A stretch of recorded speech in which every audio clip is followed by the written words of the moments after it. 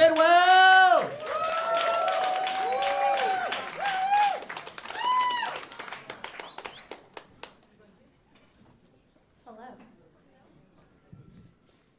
Hello, thank you. I'm Lauren. I'm from Kentucky. Yes, I do know how to read, and yes, I do wear shoes. Sometimes. So growing up, I had two siblings. I had a brother and a sister, and we didn't grow up with gentle parenting. Does anybody here do gentle parenting now? Or wish they had gentle parenting when they were kids?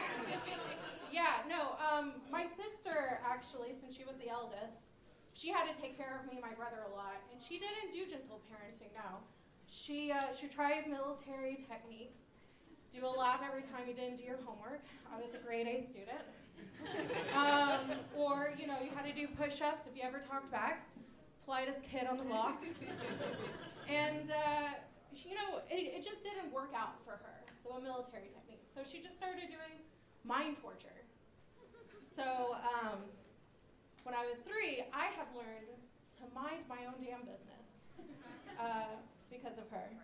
You see, I went into our dresser and I had found this Winn-Dixie bag, and I was like, Peggy, what is this?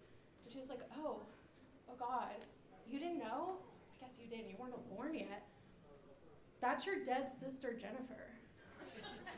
And, I was like, what? What are you talking about? I was like, yeah, you're not the third child. You're the replacement. Jennifer was the original third child, but there was a terrible accident, and, it's really sad. We didn't know what to do with her bones, so we put her in the Winn-Dixie bag.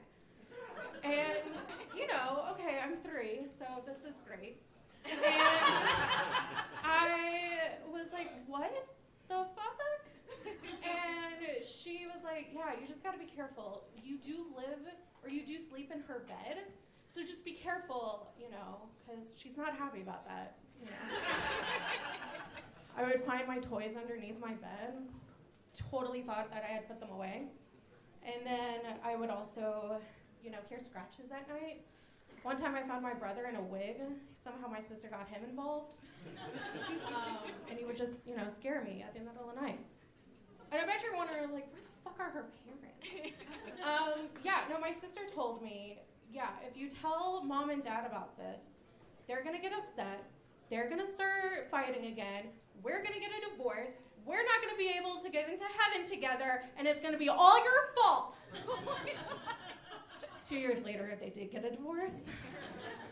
That was really awkward. So that's where my anxiety started, actually.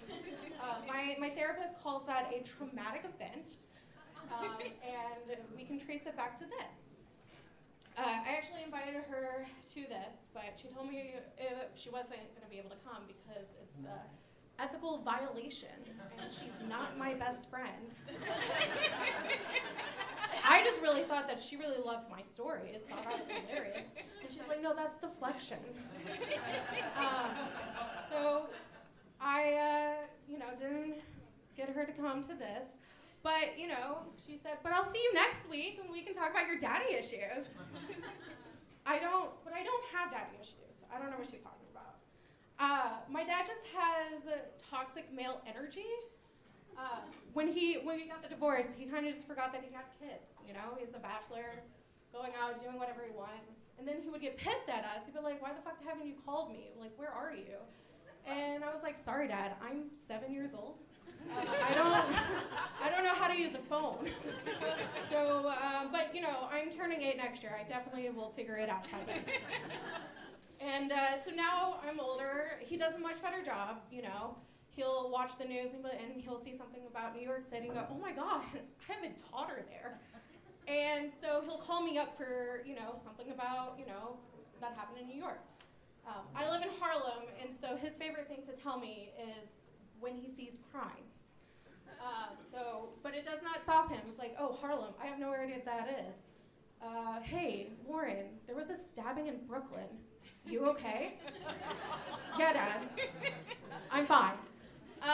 He doesn't know this. I actually don't go outside a lot because it's too damn expensive. I go outside, all these models are around, about to go to a runway shoot, and I look like a fucking gremlin, and you shouldn't feed me after midnight. And, my sister makes fun about this because I have 2 degrees in theater, and I'm not using it, and I'm still poor. And she's never gone to college, and she makes 6 figures.